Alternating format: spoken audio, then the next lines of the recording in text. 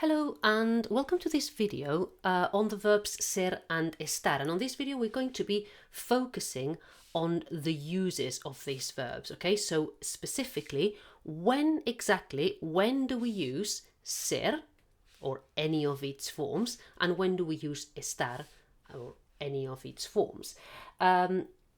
Just a word of warning, all the examples I'm going to be giving here, of everything I'm going to be saying will be based on the present tense. So everything is, now, what's happening, what someone is, or things like that. But that doesn't mean that these verbs can only be used in the present tense, okay? The same principles will apply to past, future, conditional, any sort of tense. So to start with, we've got here the verb ser in its forms in the present tense. Just I've put over here, you've got a little cheat sheet where if you've forgotten what each form means, you've got it here. Okay, so here we've got the forms of the verb ser, and here we've got the forms of the verb estar. Let's see when we use one and the other. The reason why we've got two verbs for where in English you say to be, I don't really know. My feeling is that we didn't used to have them, and then someone thought that it would be a nice way of annoying non-native speakers, and then that was developed. I don't think that's the case. It's probably just something that comes from Latin. I don't know, but the fact is, it's something that is a bit tricky to sort of handle and tricky to get to grips with when you are not a native speaker. The only way how you can get to grips with is just practice, and just at the beginning really thinking, is it ser or is it star? And bit by bit it will just come natural to you. Okay, so let's have a look. I've put a few examples of a few sentences where we use ser or we use estar. So if you want, what you could do at this point is pause this video, look at the sentences, and start trying to work out your own rules. Okay, you could start thinking, okay, so if here we use estar and here we use ser, it might be because of this or it might be because of that. I would really strongly recommend you to do this, because it's really good to think for yourself. And then once you've tried to work it out for yourself, then watch the video or finish watching the video and then check if you were right. So let's have a look at the first example. For this, we're going to be looking at two sentences side by side. Okay, this sentence and this sentence. Over here, this sentence, mi primo es muy alto. Okay, mi primo es muy alto. My cousin is very tall. Let's compare this sentence to this sentence. Mi primo está triste. My cousin is sad. Okay, so my cousin is very tall. My cousin is sad. Here we've got one of the cases where we'll use ser or estar in contrast. They will mean different, they will convey different meanings. So, mi primo es muy alto. Why have we got es here? The reason why we're using es here is because my cousin being tall, okay, this is a permanent characteristic, or pretty, okay, pretty permanent characteristic. Permanent characteristic. Okay, so mi primo es muy alto is telling me what someone or something is like. Yes, do we agree on this? What someone or something is like. And this is a pretty, excuse me, it's a pretty permanent characteristic.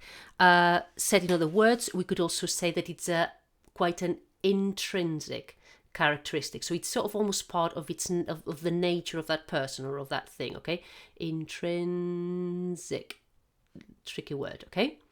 So my cousin being tall, generally speaking, he's tall, and that's that. Okay, it's permanent, that's what he's like. Now, if we compare this to this over here, mi primo está triste. Mi primo está triste.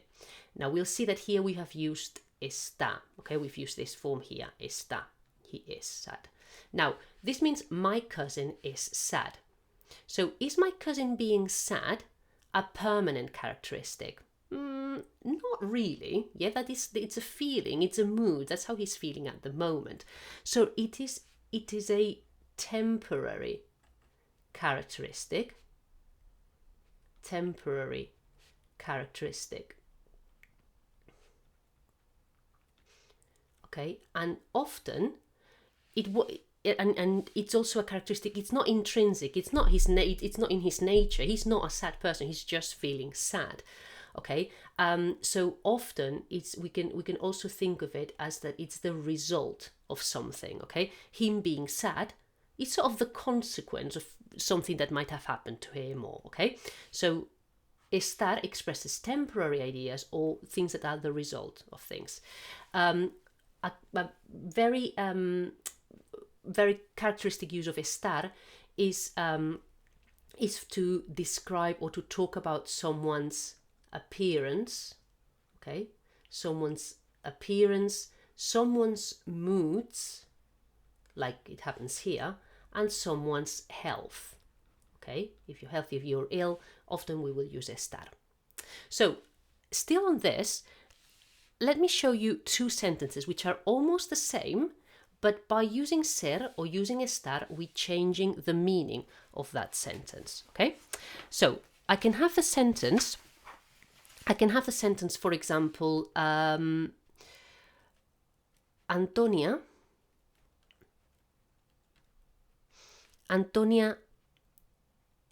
es guapa.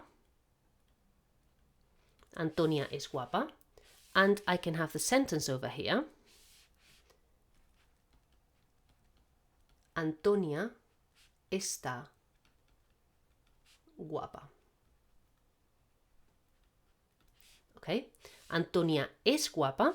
Antonia está guapa. Now, taking into account what we said earlier about being permanent or temporary, I want you to think what might be the difference between one sentence and the other. So this is something permanent. This is something temporary. And if you think about it, you'll realize that the difference in these two sentences is that if I say Antonia es guapa, I'm saying that she is pretty, okay? She is pretty, she is good looking. If I say Antonia está guapa, okay, Antonia está guapa, what I'm saying here is that she is looking pretty, okay? So we're talking about appearance. She is looking pretty at the moment, currently. Okay, it could be because, I don't know, because of what she's wearing, because of how she's done her hair today. Today she's looking particularly pretty. Okay, while here, Antonia es guapa, this means she is a good looking person. She is a pretty person. Whatever she does, she is pretty. Okay, so I hope you can appreciate the difference between ser and estar. Okay, I realize I've given you the two examples I've given you here are with es and estar, but we can use any of these forms and the same would apply. Okay, so I could say, for example, if I said soy morena, this means I am brunette, I am dark haired, dark skinned, I am morena. Soy morena, I'm mixing up languages. If I say estoy morena, this means that by using estoy, which is here, I am, this means I am tanned, okay? So I might not necessarily be, quite dark-skinned or brunette, but I've been in the sun. So as a result of that, I am now tanned, okay? So it's temporary, it's the result of something. I've been in the sun. Here, soy morena, I am brunette. It's not the result of anything. It's just in my nature. It's intrinsic. That's how I am, okay? I hope this makes sense. Right, let's move to the next example. And now we're focusing on ser, okay? So the next example of ser is this. Let's look at this example. Esto es una silla. This is a chair. Aquello es un volcán. That is a volcano. What are we doing here? We are presenting. Yeah, we are presenting. We are saying what something is. What something is. So whenever we do this, we're going to use ser.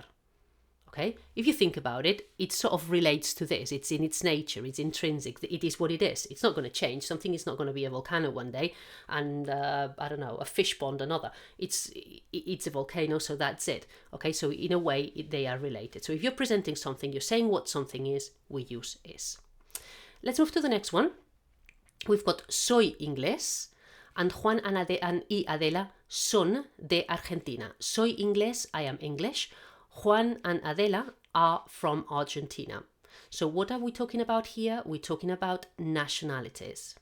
Okay, nationalities, or where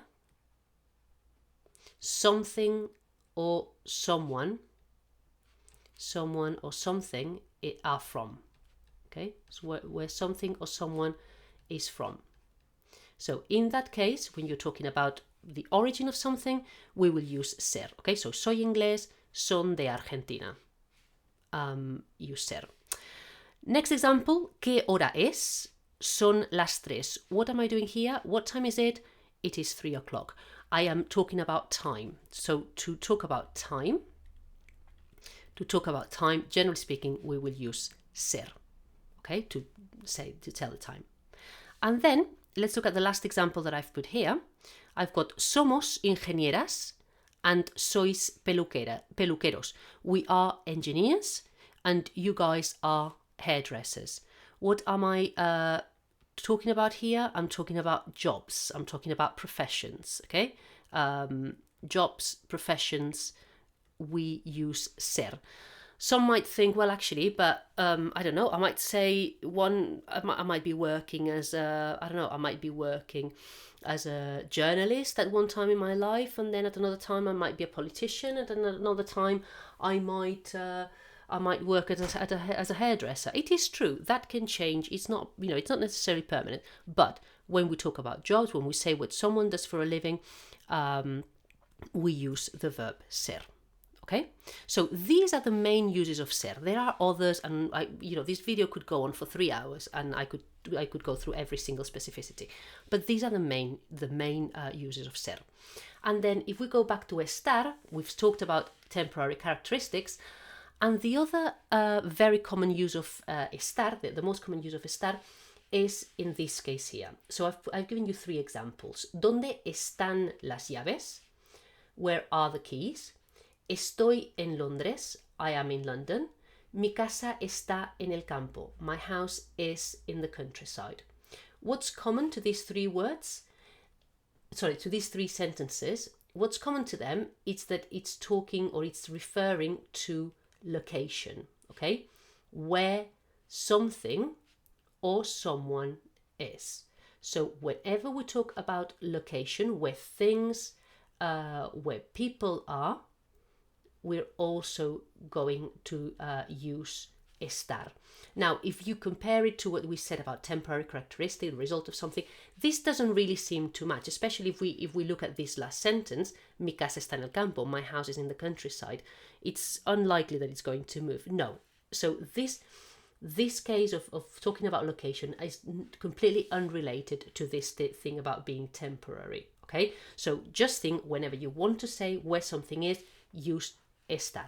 Okay, so these are, I hope it sort of makes sense, the main uses of these 2 verbs, ser and estar. So from now on, every time you want to say that something is, someone is, you need to stop for a second and think, do I need ser or do I need estar? What am I saying about it? Am I talking about something that's, am I describing the permanent characteristics of something?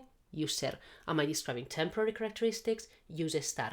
Am I saying where something is? Use estar. Am I talking about jobs? Am I talking about times? I'm talking about nationalities. Am I presenting something? Use ser. Okay, so for a while it's going to be a little long. It's going to get you thinking, quite a bit, but then bit by bit you'll get into the swing of things and it just will come natural to you. Okay, so I hope it all makes sense. Thank you very much for your attention and have a very good day.